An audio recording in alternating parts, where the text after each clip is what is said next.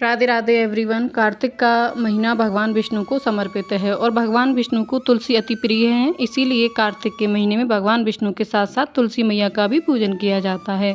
और अगर आप कार्तिक स्नान कर रहे हैं तो पथवारी का पूजन भी जरूर कीजिएगा। भगवान विष्णु, तुलसी जी और पथवारी का पूजन हम एक साथ ही कर लेते हैं। तो आज की वीडियो में हम जानेंगे कि कार्तिक स्नान में पूजा कैसे की जाती है। तो देखिए, कार्तिक स्नान शरद पूर्णिमा से प्रारंभ हो जाता है। शरद पूर्णिमा के दिन सुबह जल्दी उठकर उजाला होने से पहले ही हमें स्नान कर लेना है। स्नान करने के बाद हम अपनी तुलसी जी और पथवारी के पास जाएंगे। पहले वहां पर थोड़ी सी हम साफ सफाई कर लेंगे। इसके बाद अगर आपके पास लड्डू गोपाल जी की सेवा है तो लड्डू गोपाल जी को भी नहला धुला के वहीं पर बिठा दीजिएगा। और अगर लड्डू गोपाल जी की सेवा नहीं है तो फिर आप इस पाठ को स्किप भी कर सकते हैं। इसके बाद हम यहाँ पर बैठकर पूजा करेंगे। तो पूजा करने से पहले सबसे पहले जब हम किसी देव वृक्ष की पूजा करते हैं तो उसे जल से सींचते हैं। पहले हम पथवारी में जल सींच देंगे, उसके बाद तुलसा जी को।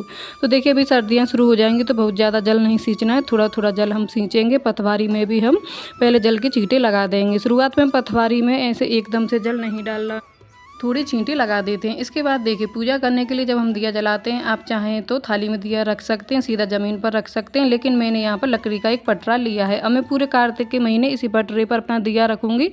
तो इस पर मैं जो है स्वास्तिक बना दूँगी। अगर आप ज़मीन पर भी रखना चाहें तो ज़मीन पर स्वास्तिक बना दीजिए, क्योंकि स्वास्तिक बहुत ही शुभ होता है और एक दिन पहले ही हमें बनाना है, बाद में हमें इस पर दिया रखते रहेंगे। तो यहाँ पर मैंने स्वास्तिक बना दिया है। उसके बाद हमें दीपक जलाना है।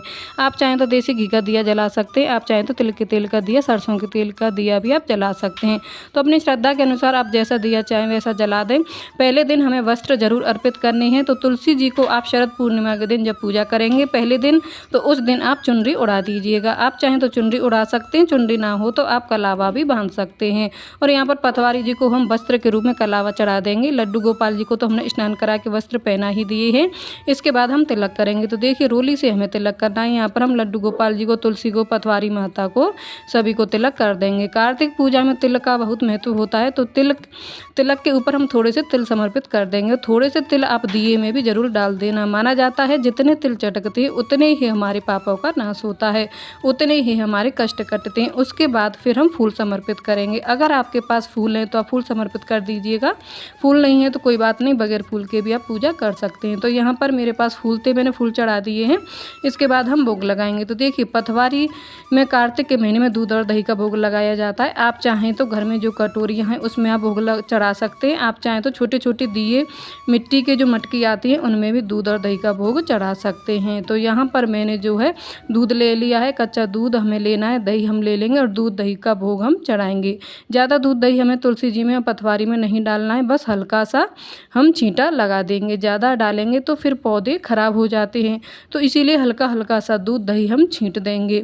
इस तरह से दूध दही का भोग समर्पित कर देंगे। आप चाहें तो थोड़े मीठे का भी भोग समर्पित कर सकते हैं, फलों का भोग समर्पित कर सकते हैं, चीनी का भोग समर्पित कर सकते हैं। समर्पित करने के बाद 1 लोटा जल समर्पित करेंगे। उसके बाद हम कहानी सुनेंगे।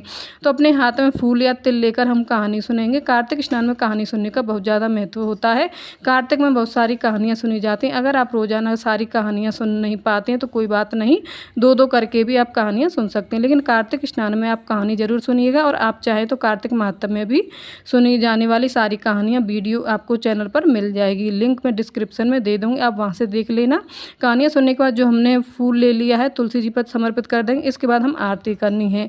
आपको भजन आते हैं तो पहले आप भजन कर लीजिएगा, फिर बाद में आरती कर लीजिएगा। और अगर आपको भजन नहीं आते हैं कार्तिक के तो कोई बात नहीं, आप आरती कर सकते हैं। और अब बहुत ही प्रेम पूर्वक हम तुलसी जी की आरती करेंगे। पथवारी जी को दिया दिखाएंगे, लड्डू गोपाल जी सभी को दिया दिखाएंगे। अब हम आरती उतार लेंगे। इसके बाद हमें तुलसी जी की परिक्रमा करनी है। तो देखिए, हो सके तो 2 परिक्रमा आप रोज़ कीजिएगा। अगर आपकी तुलसी जी ऐसी जगह पर रखी हैं जहाँ परिक्रमा नहीं कर सकते हैं तो कोई बात नहीं है, जहाँ पर आपने पूजा की है वहीं पर खड़े होकर आप परिक्रमा कर लीजिए। तो इस तरीके से हम परिक्रमा करेंगे। आप 2, 5, 7, 9, 11 जितनी भी परिक्रमा कर सकते, तो यथासंभव आप परिक्रमा कर लीजिए।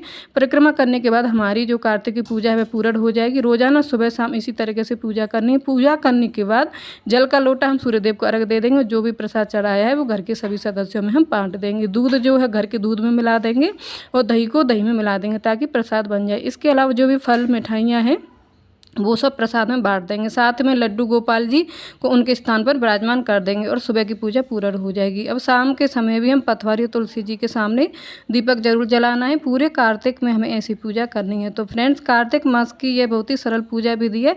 आपको ये पूजा विधि कैसी लगी कमेंट करके ज़रूर बताना। आई थिंक आपके सारे डाउट्स क्लियर हो गए होंगे, लेकिन फिर भी कोई डाउट है तो कमेंट कर दीजिएगा, मैं रिप्लाई करने की पूरी कोशिश करूँगी। कार्तिक स्नान के क्या क्या नियम होते हैं, कार्तिक स्नान में कौन सी कहानियाँ सुनी जाती हैं, ये सभी वीडियो चैनल पर आ चुकी हैं। लिंक मैं डिस्क्रिप्शन में दे दूँगी, आप वहाँ से देख लेना। अगर ये वीडियो पसंद आई हो तो वीडियो आपके लिए थोड़ी सी भी यूजफुल हो तो प्लीज़ वीडियो को लाइक कर देना। हम महिलाएं घर में तीज त्यौहार कैसे करती हैं यह देखने के लिए मेरे चैनल को सब्सक्राइब कर लेना।